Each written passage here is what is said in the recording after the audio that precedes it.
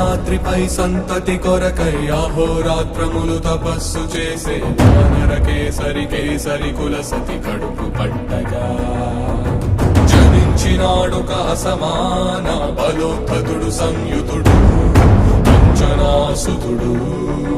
పవననందనుడు.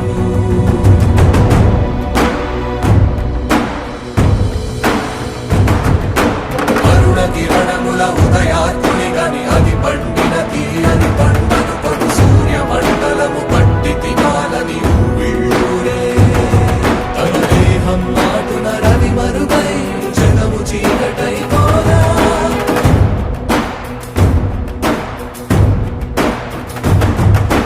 అది అమరేంద్రుడు గమనించి తన ఐరావతమధిరోహించి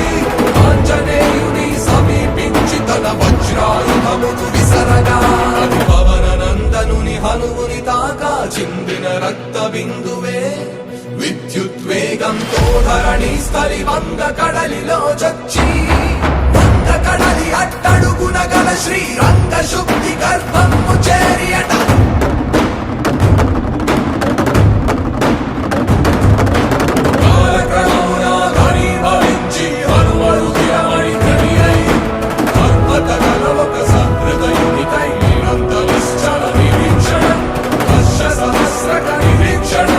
నిరంతర